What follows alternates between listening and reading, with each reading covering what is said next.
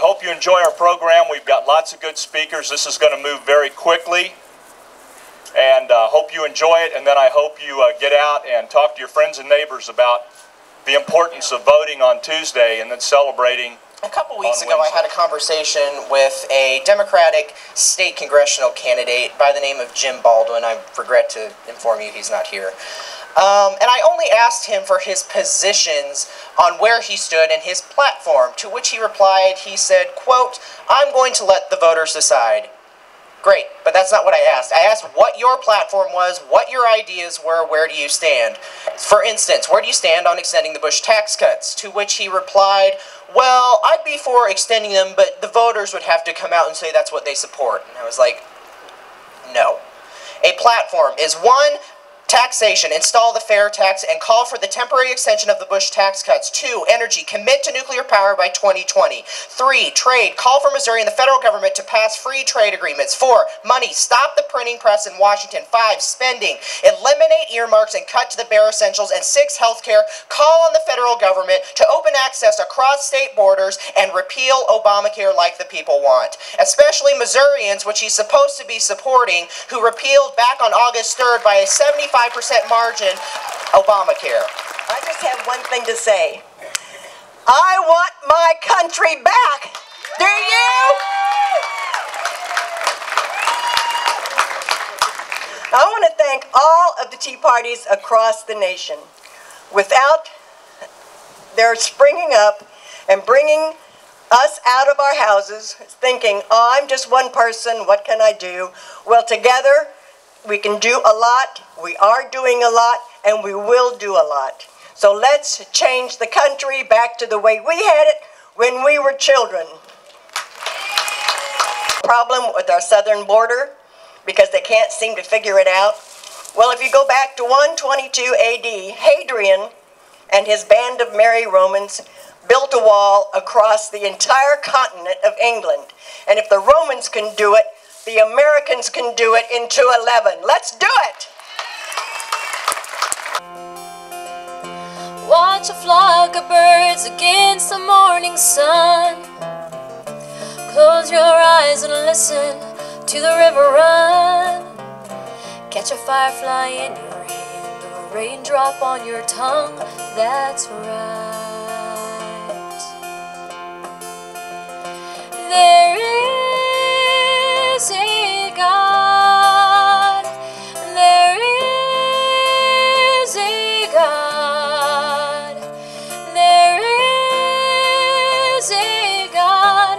How much proof do you need? I want to take a few minutes of your time to remind you that after November the 2nd, after the votes are counted, there will be 2 months for the old Congress to make mischief. I'm concerned that they will try to pass an amnesty bill. There is a bill in the House and a bill in the Senate ready to go. If that fails, a memo was released this month discussing ways to grant amnesty to 12 to 20 million illegal aliens and their families without congressional approval. And now I'll give you Leanne.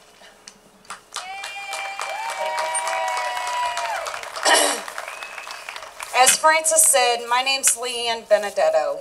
My brother, excuse me, I still get emotional. It was 3 years ago Wednesday that I lost my brother. He was the Good Samaritan that was killed down on 9th and Benton in Kansas City, Missouri. This man is back in Mexico, and I don't have justice. My family does not have justice. My brother was helping at an accident scene. This man blew through an intersection with firefighters and police officers in that intersection. He could have taken out anywhere from 10 to 15, and they only took out one. My brother. I probably won't see this in my lifetime, but I know his judgment day will come, and I hope that I'm in heaven to see him go to hell. Good morning. I'm going to keep my comments brief this morning, but one thing I want to, as we go into Tuesday, elections have consequences. Every election has a consequence. And sometimes we look at those consequences in the short term. What's going to happen in the next year, the next 2 years, what's going to happen before the election in 2012. And then there are elections that have consequences far beyond that. Sometimes it's a couple years later, sometimes it's a decade later.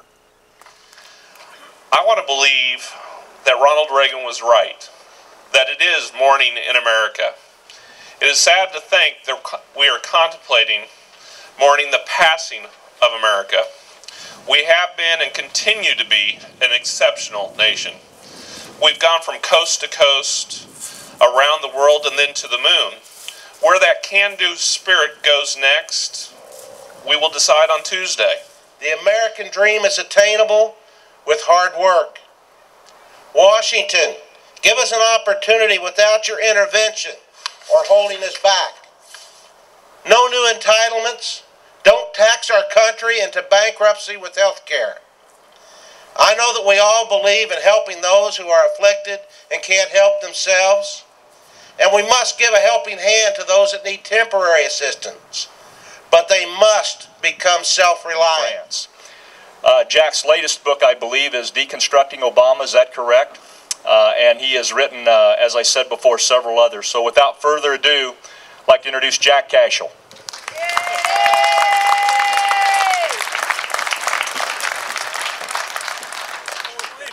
Limited constitutional government, as close to home as possible, respect for family traditional values, a belief in American exceptionalism, and strong national defense. It's that simple. We could say it in a sentence. Liberals might be able to, old school liberals. But progressives, what do progressives do? They progress. That's why they call them progressives. Progressives are always progressing. That's why that word is useful for us to understand.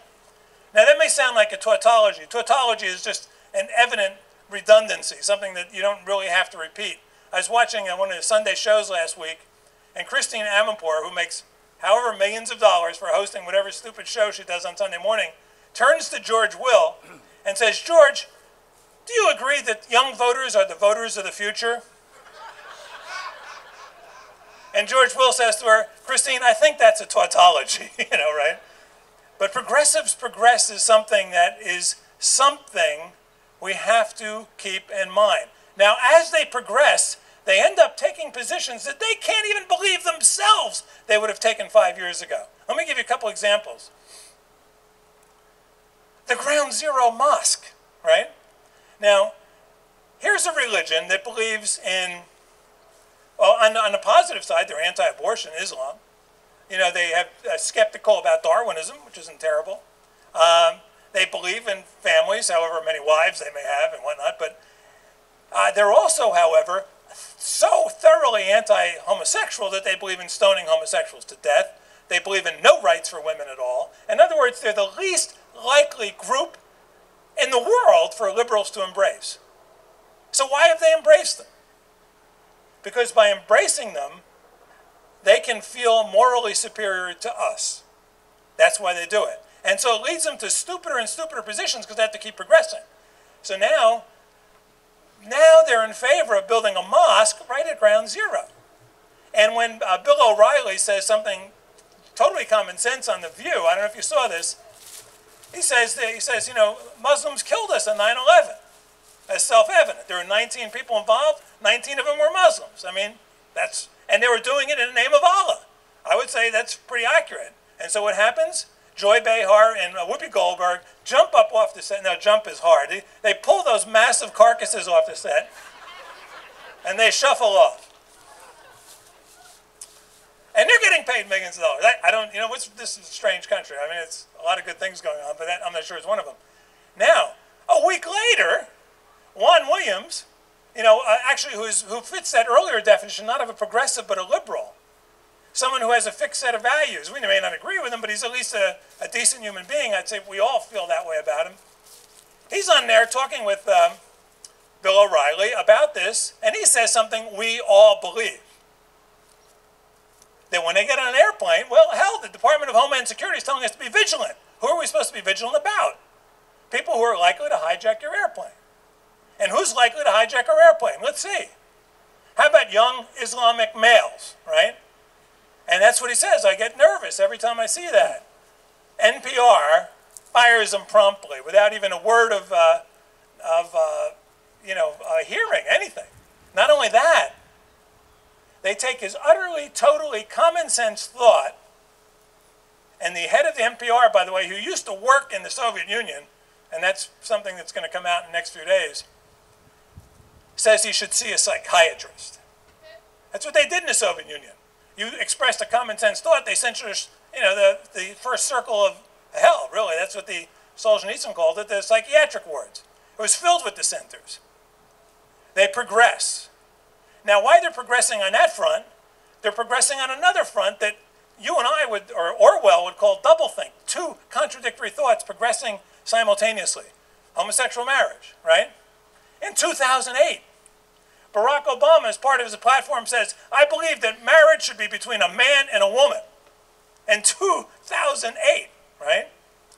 And then when he wins, when they control both houses of Congress, now the progressive urge to progress becomes such that in April 2009, 4 months after the election, at a Miss USA contest, Carrie Prejean is asked, what do you believe about homosexual marriage? Totally inappropriate question. She says the same thing that Barack Obama says. I believe it should be between a man and a woman. And what do? They vote her zero on that answer. They deny her the title of Miss USA. They humiliate her for the next 6 months. And then finally they strip her of the Miss California crown. That's what they're doing. They're always progressing. And their progress usually takes the form of making themselves feel morally superior to you and me. And these positions have no sense at all out of them. And progress is always expensive. It's expensive in two ways. One is money, because they have to spend money on it. And the other way, and it's even more important, it's at the expense of our freedom. Their progress is at the expense of our freedom. It's always true. Because it goes back to not only the values of our forefathers, but the aggressive values of our forefathers. We're not going to keep your tea. We're throwing into the harbor. You want to walk into the middle of Massachusetts? We're going to meet you at Concord Bridge, and we're going to run your butts back into the sea. That's what we did in 1775, and that's what we'll do starting tomorrow, starting Tuesday in 2010. We're going to run their butts back into the sea. It's no more just defending, it's pushing back. And that's the beauty of the Tea Party. The question is, who are the Tea Parties? The first Tea Party I went to, curiously, was within 3 days of Carrie Prejean losing the Miss USA contest. They were progressing. They thought they owned the world in April of 2009. I went to the Tea Party at Union Station. Was anyone there that day? Isn't it? Don't we always have beautiful days when we have Tea Parties? I don't know. I think God is smiling on this movement. And they expect 300 people. 7,000 people showed up. But on the downside, he married a married woman. Now, there are people involved in the Tea Party, especially after the primaries, who said, people came up to me and said, we didn't do anything. We didn't accomplish anything. I said, are you kidding? I said, tell that to Murkowski in Alaska. Tell that to Bennett in Utah. Tell that to Christ in Florida. Tell that to Cashill in Delaware. Of course it meant something. And not only that, here's the real value, and this is a little subtler. And I know we have, for instance, the Roy Blunt people here today, and I'm going to go out and vote for Roy Blunt on Tuesday. I'm going to tell you this, Roy Blunt is a different candidate in this election cycle than he would have been without the Tea Party. Right. I'll give you another example. This weekend, who is out stumping for Sharon Engel in Nevada but John McCain? And John McCain is a different candidate this cycle than he would have been. There's no doubt about that. So we will prevail. And you've heard enough people tell you to get out and vote because that's what you have to do. But that is what we have to do. And at the end of the day, we are going to run their ragged little butts back into the sea. So vote on November 2nd. Thank you.